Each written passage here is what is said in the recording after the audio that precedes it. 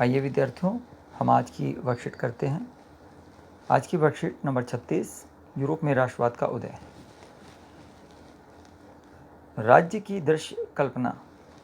18वीं और 19वीं शताब्दी में कलाकारों ने राष्ट्र को कुछ यूँ चित्रित किया जैसे वह कोई व्यक्ति हो।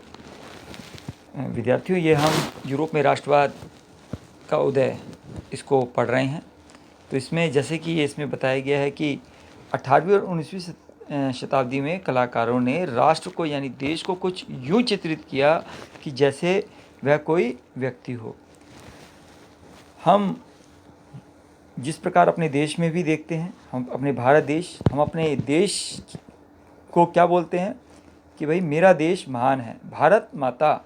हम अपने देश को जो है एक माँ के रूप में देखते हैं, एक व्यक्ति के रूप में देखते हैं। तो इसी प्रकार यूरोप में भी 18वीं और 19वीं शताब्दी में जो वहाँ के कलाकार थे, तो उन्होंने अपने देश को इस प्रकार चित्रित किया कि वह एक व्यक्ति हो, एक महान व्यक्ति के रूप में उसका चित्रण किया, ताकि लोगों के मन में अपने देश का एक मूर्त रूप से जो है एक छवि बन सके और वह अपने देश को एक मूर्त और छवि में एक महानतम रूप में देख सके।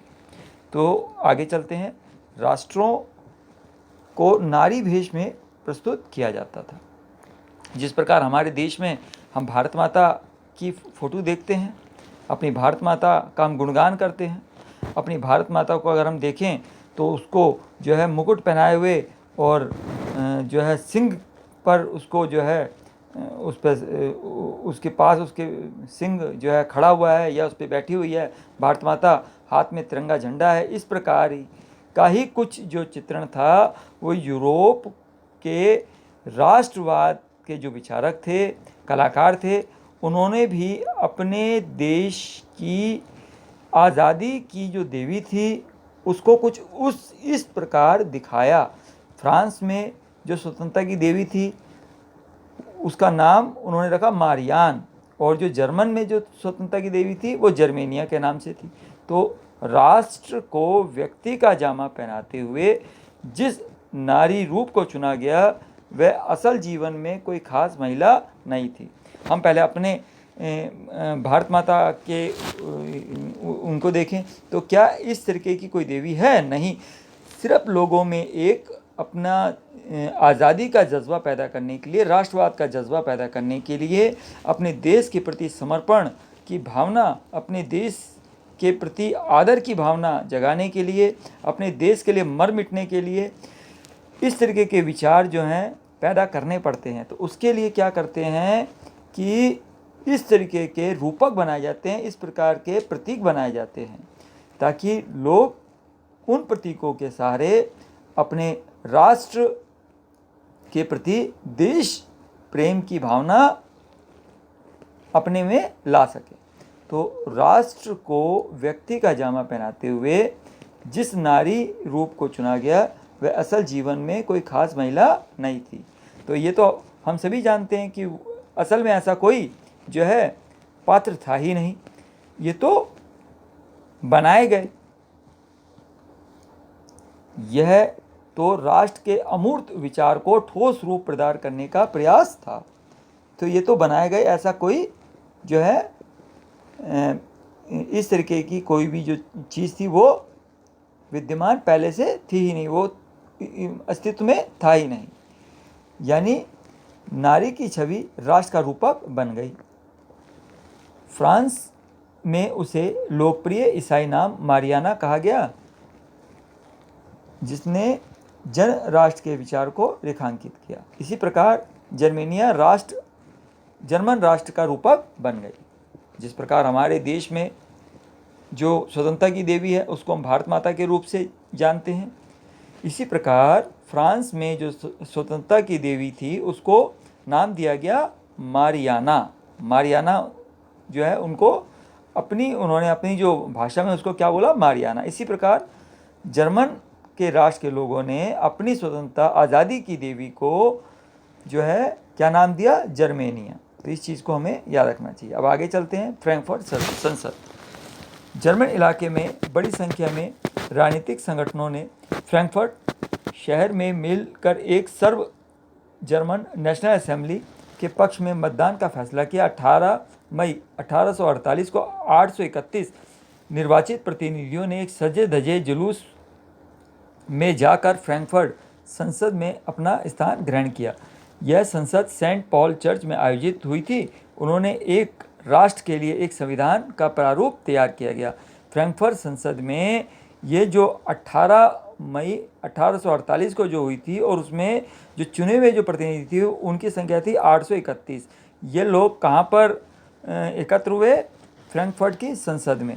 और यह संसद सेंट पॉल चर्च में आयोजित हुई थी। वो जो जगह थी वो क्या थी? सेंट पॉल चर्च था। यहाँ पर ये लोग इकट्ठे हुए थे।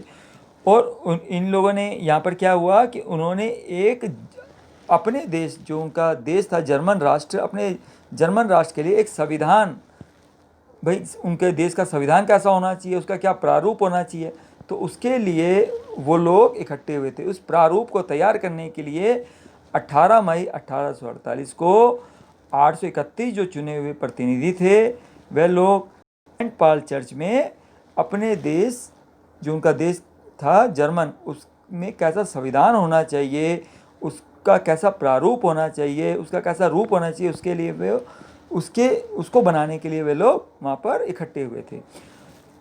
एक राष्ट्र की अवधारणा एक ऐसे राजा को सौंपी गई जिसे संसद के अधीन रहना था। जब प्रतिनिधियों ने प्रशा के राजा फ्रेडरिक विल्हेम चतुर्थ को ताज पहनाने के लिए पेशकश की तो उन्होंने इसको अस्वीकार कर दिया था और उन राजाओं का साथ दिया था जो निर्वाचित सभा के विरोधी थे, यानी कि जो प्रजातांत्रिक व्यवस्था को नहीं मानते थे, राजतंत्र व्यवस्था को मानते थे। उसका जो है फ्रेडरिक जो विल्हेम चतुर्थ थे वो उन राजाओं के साथ मिल गए थे।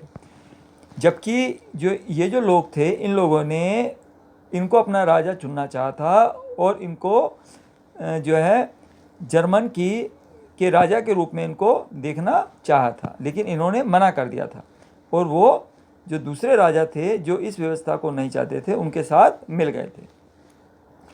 फिर उसके बाद में क्या हुआ कि जहां कुलीन और सेना का विरोध बढ़ गया, वहीं संसद का सामाजिक आधार कमज़ोर होता चला गया। तो संसद में मध्य का प्रभाव अधिक था, जिन्होंने मजदूरों और कारीगरों की मांगों का विरोध किया, जिससे वे उनका समर्थन खो बैठे। अंत में सैनिकों को बुलाया गया और असेंबली भंग हो गई। तो ये जितनी भी जो बातें थी, ये सब फ्रैंकफर्ट जो संसद हो रही थी उसके दौरान ये सारी बातें उस समय में हुई थी। तो इसको आपको देखना है। तो ये फ्रैंकफर्ट संसद का था। उसके बाद राष्ट्रवाद के उदय में महिलाओं का योगदान। तो बेटा, जैसे हमारे देश जब अंग्रेज़ों का गुलाम था तो हमारे देश के अंदर भी बहुत सारे क्रांतिकारियों ने हमारे देश को आज़ाद कराने में योगदान दिया। तो उसमें बहुत सारी महिलाएं भी आगे आई थी, जो हमारे अपने भारत देश के लिए उन्होंने जो है कुर्बानियाँ की। तो इसी प्रकार यूरोप के अंदर भी जब आंदोलन चल रहे थे, राष्ट्रवादी चेतना जो लोगों में जाग रही थी, तो बहुत सारे हम क्रांतिकारियों के बारे में पढ़ते हैं, तो उनमें महिलाओं का योगदान भी था। अपने देश की आज़ादी के लिए, अपने देश में राष्ट्रवाद की भावना को जगाने में महिलाओं का भी योगदान था। उन्होंने क्या क्या काम किए? राजनीतिक संगठन का निर्माण किया। महिलाओं ने अपने देश में आज़ादी के लिए, राष्ट्रवाद पैदा करने के लिए वहाँ पर राजनीतिक संगठन बनाए। साथ ही समाचार पत्रों का प्रकाशन भी किया। समाचार पत्र जो है उन्होंने प्रकाशित किए, उसमें जो उस समय की व्यवस्था थी उसके बारे में उन्होंने उसमें लिखा और लोगों को जगाया। मताधिकार प्राप्ति हेतु संघर्ष। जैसा कि यूरोप में सबको जो है वोट देने का अधिकार नहीं था। जो समृद्ध लोग थे, धनी लोग थे, उन्हीं को वोट दिया जाता था। जो निर्धन होते थे, श्रमिक होते थे या महिलाओं को वोट देने का अधिकार नहीं था। तो राष्ट्रवाद की जब लहर चली तो उसमें महिलाओं ने जो है अपने लिए मताधिकार के हक को भी के लिए भी संघर्ष किया कि भाई हम महिलाओं को भी अपने राष्ट्र में कैसा संविधान होना चाहिए, कैसी सरकार होनी चाहिए, उसके लिए मताधिकार देने का हक मिलना चाहिए। हमें भी अपने देश को कैसे चलाना है उसका हक मिलना चाहिए। ये महिलाओं का ने जो है इसके लिए प्रयास किया था। उसके बाद में राजनीतिक बैठकों तथा प्रदर्शन में हिस्सा लेना, तो महिलाओं ने उस समय में बहुत सारे जो है राजनीतिक बैठकें की और बहुत सारे आंदोलन किए, प्रदर्शन किए। तो ये सारी बातें अगर आपसे पूछी जाती हैं तो ये जो आपके 4 पॉइंट्स हैं वो उस रूप में आप उसको लिख सकते हैं। फिर प्रतीकों का अर्थ, तो कोई भी जब देश होता है बेटा, आज़ाद करने के लिए उसके कुछ प्रतीक रखे जाते हैं ताकि लोगों में एक राष्ट्रवाद की भावना आए, एक नवचेतना की भावना आए, अपने देश के प्रति प्रेम हो। तो इस तरीके के जो प्रतीक होते हैं वो उस देश की संस्कृति, सभ्यता, उससे वे लिए जाते हैं।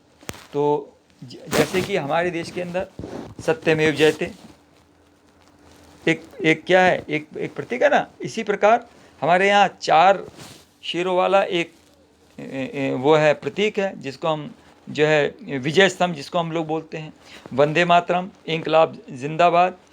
तो ये सब क्या है, ये सब कुछ ऐसे वाक्य हैं, कुछ ऐसे प्रतीक हैं जिसको जो है लोगों में एक राष्ट्रवाद की भावना पैदा कर देते। जैसे भारत माता का चित्र हमारे देश में, तो इस प्रकार तिरंगा झंडा जो हमारे देश में, तिरंगे झंडे के अंदर जो वो जो चक्र है 24 तीलियों वाला, अपने आप में एक प्रतीक है। तो इस तरीके की चीज़ें जो होती हैं वो लोगों के अंदर अपने देश के लिए मर मिटने का जज्बा पैदा करती है, अपने देश के प्रति एक राष्ट्रवाद की भावना पैदा करती है। तो ऐसे ही यूरोप में जो है प्रतीक बनाए गए। अभी हमने बात किया था कि जैसे मारियाना वहाँ की स्वतंत्रता की देवी का एक रूपक था, जर्मन में जर्मेनिया वहाँ जो है आज़ादी की देवी का एक जो है मूर्त रूप था। इसी प्रकार टूटी हुई बेड़ियाँ यानी जंजीर किस चीज़ का प्रतीक है भाई? जंजीर प्रतीक है गुलामी का। आपने देखा होगा अपराधियों को हथकड़ियों में बांधा जाता है, तो टूटी हुई बेड़ियाँ यानी बेड़ियाँ टूट गई, अब जो है गुलामी खत्म हो गई। तो ये इस चीज़ का प्रतीक था कि गुलामी खत्म हो गई, आज़ादी मिल गई। तो इस तरीके की जो चीज़ें होती हैं ये हमको कोई ना कोई संदेश देती है, किसी न किसी चीज़ का परिचायक होती है। तो टूटी हुई बेड़ियाँ जो थी वो किस चीज़ का प्रतीक थी? आज़ादी मिलना। फिर बाज छाप वाला कवच वो किस चीज़ का प्रतीक था? जर्मन समुदाय की प्रतीक शक्ति। वहाँ पर जो बाज है उसको एक शक्ति का प्रतीक माना जाता है।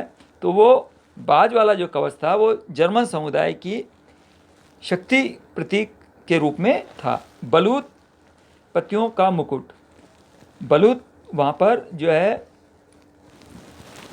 वीरता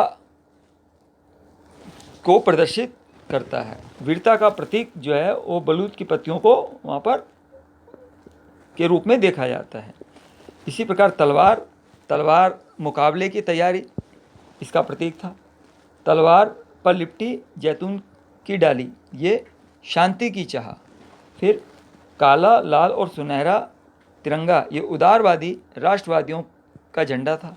उगते सूर्य की किरणें, सूर्य जब उगता है तो दिन निकल जाता है, यानी कि अंधकार खत्म होकर प्रकाश फैल जाता है। तो ये इस चीज़ का प्रतीक है। तो एक नए युग की शुरुआत, एक ऐसा युग जो समाजवाद का युग होगा, प्रजातांत्रिक युग होगा, लोगों को सबको बराबरी का अधिकार मिलेंगे, विशेषाधिकार खत्म हो जाएंगे, है ना, राजतंत्र खत्म होगा, तानाशाही खत्म होगा। तो एक नया युग, एक नई चेतना का प्रारंभ होगा। तो ये जो चीज़ जो थी वो ये प्रदर्शित करती हैं उगते हुए सूर्य की किरणें, एक नए युग की शुरुआत। आइए अब हम इसके प्रश्न देख लेते हैं कि राष्ट्रवाद के उदय में दृश्य रूपकों का योगदान के योगदान पर चर्चा कीजिए। तो दृश्य रूपक, आपको मालूम है बेटा कि रूपक यानी किसी ना किसी चीज़ को वो एक मूर्त रूप में इंगित करते हैं, बताते हैं। तो राष्ट्रवाद के उदय में दृश्य रूपकों का बहुत बड़ा योगदान होता है कि इसमें क्या होता है कि इसी के द्वारा लोगों में राष्ट्रवाद की भावना पनपती है। अपने स्वतंत्रता की वो देवी को एक मूर्त रूप में देखते हैं। अपने जो क्रांतिकारी हैं, जो राष्ट्रवादी हैं, उनको उनके प्रति उनके मन में एक इज्जत की भावना पैदा होती है। अपने देश के लिए जो गुणगान, उनकी स्तुति वगैरह, ये सब जो है, जो भावनाएं हैं वो लोगों में पैदा होती है। तो ये कहीं ना कहीं ये सब रूपकों द्वारा ही जो है पैदा की जाती है। तो राष्ट्रवाद के उदय में महिलाओं के योगदान की चर्चा कीजिए। तो महिलाओं का जो है राष्ट्रवाद में बहुत जो है योगदान रहा। राजनीतिक संगठन उन्होंने बनाए, फिर समाचार पत्रों का प्रकाशन किया, जिसमें जो है वो उस समय के दौर की जो सिस्टम था, सरकार थी, राजतंत्र था, उसकी वह कमियां जो है लोगों को बताते थे। लोगों में नव चेतना उन्होंने पैदा की। मताधिकार के बारे में उन्होंने संघर्ष किया कि भाई हमको भी जो है वोट देने का अधिकार हो, देश की सरकार बनाने में, संविधान बनाने में हमारा भी योगदान होना चाहिए। जो महिलाएं थी वह राजनीतिक बैठकों में हिस्सा लेती थी और बहुत सारे आंदोलनों का भी वह हिस्सा बनती थी। उन्होंने बहुत सारे आंदोलन किए थे। तो ये सभी बातें आप अपने शब्दों में लिखेंगे। फिर फ्रैंकफर्ट संसद के महत्व का पर प्रकाश डालिए। जब जर्मन का एकीकरण हो रहा था, उसी समय जो है फ्रैंकफर्ट संसद बैठती है, जिसमें 1831 चुने हुए जो प्रतिनिधि है 18 मई 1848 को सेंट पॉल चर्च में इकट्ठे होते हैं। उनका उद्देश्य क्या होता है कि भाई अपने राष्ट्र के लिए, जर्मन जो एकीकरण हुआ था, जर्मन जब एक राष्ट्र के रूप में बना, तो अपने राष्ट्र के लिए संविधान का प्रारूप कैसे तैयार किया जाए, उसके लिए उन्होंने जो है वहाँ पर वो लोग बैठे थे, फ्रैंकफर्ट संसद बैठी थी। तो इसमें सबसे पहले क्या हुआ था कि राजा को जो है वो सभी शक्तियां देना चाहते थे, लेकिन राजा को संसद के अधीन रहना था। लेकिन जो फ्रेडरिक विलियम चतुर्थ था, उसने ताज पहनने से मना कर दिया और उन राजाओं का साथ उसने दे दिया जो कि इस सिस्टम को नहीं मानते थे। वो निर्वाचित सभा के वो राजा विरोधी थे, तो उसका विलियम ने साथ दिया था। तो यहाँ पर जो है राजा ने जो है इन लोगों की बात नहीं मानी थी। फिर उसके बाद में जहाँ कुलीन वर्ग और सेना का विरोध बढ़ गया था, वहीं संसद का सामाजिक आधार भी कमज़ोर पड़ गया था।